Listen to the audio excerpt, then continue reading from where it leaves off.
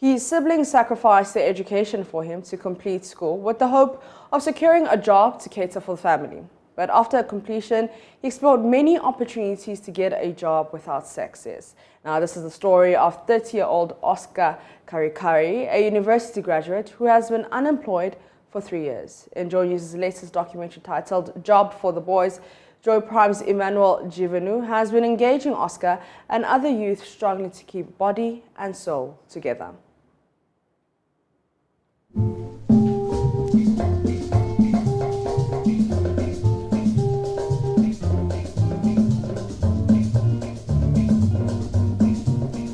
Ghana became the first African nation to achieve independence from colonial rule on the 6th of March 1957.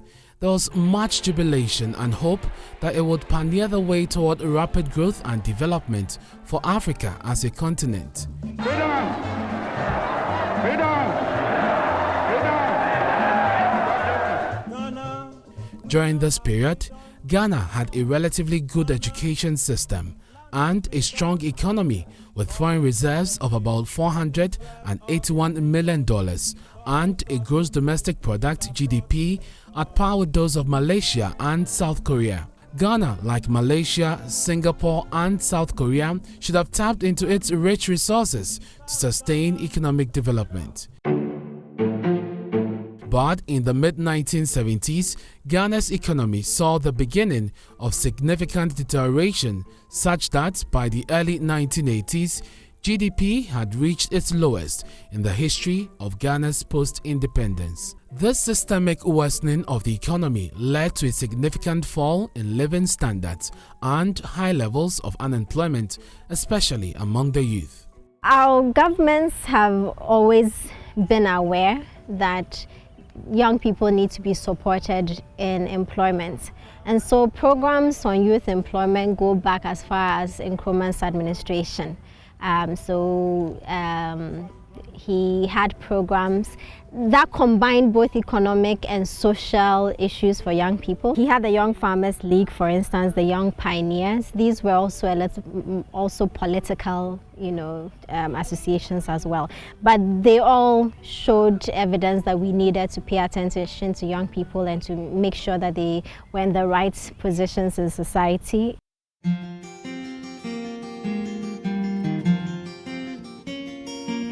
30-year-old Oscar is one of the millions of unemployed young Ghanaians. He lives here at Konkomba Bola Top, a growing slum in the Greater Accra region of Ghana. My name is Oscar Theophilus Ibrahim Kakari, and I'm 30 years old, and I'm the first son of my parents. Oscar completed his tertiary education in 2017, but has never been in a long-term employment. While on the academic ladder, he never imagined that a search for a job in a resource-rich country will be a daunting task. After graduation, it's been 3 years now, unemployed. Talking about this white-collar job. I've tried many possibilities, send my CVs to institutions, I send them online through Gmail, but I don't get any reply from them. So I have to just hustle. As in find ways and means to feed. Sometimes I have to starve to just sleep, so that I hope that the next day I might get fed or something like that. So I have to sleep overnight, or sometimes I have to drink water. Oscar struggled to put himself through school with support from a single mother. When I was in school, secondary school, I was owing, I think, 1,003, and my mom took me to Sheikh Isikwe. He was the one who paid for my institution in Tema School, and I got admission to Accra Poly. For that one, I have to work and go to school at the same time. When I was going to school, I hope that my certificate will grant me this white-collar job. But I think during the line, things changed. My sister has to drop out of school just for me to graduate. And after graduation, this sacrifice, after my sister sacrificing her education for me to graduate, after that I don't get a job, it seems a bit stressful and depressed. When you go for an interview and they ask you where do you stay, you don't have to lie, you have to say the truth.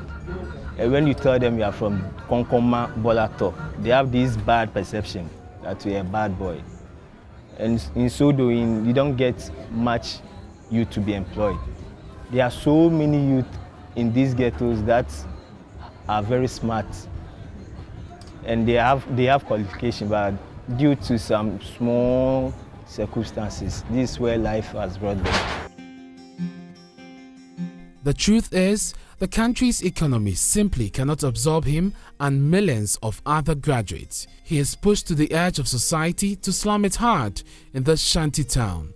He and his cousin survived by cleaning silver jewelry for a poultry. As for my junior brother, I was the one who advised him to use his handiwork, that is silver shining and necklaces making. Yeah, so just over there you see a small shop. Yeah, that's how you benefit. When we get a customer, we wash one chain is 10 cedi or 5 cedi. Yeah, we feed on that hand to mouth. I can't go back to depend on my mom. Since she's now feeding like 2 people now, and I'm the oldest, I need to prove something to them. So I have to just come outside and hustle. A friend gave me this place to come and lay my head on. I don't want to go back home looking disappointed to my mom. Oscar is thinking of where the day's meal will come from. Just like other slum dwellers here, 3 square meal is simply a luxury to Oscar. Today, they are lucky to have a tin of milk to add to their regular meal.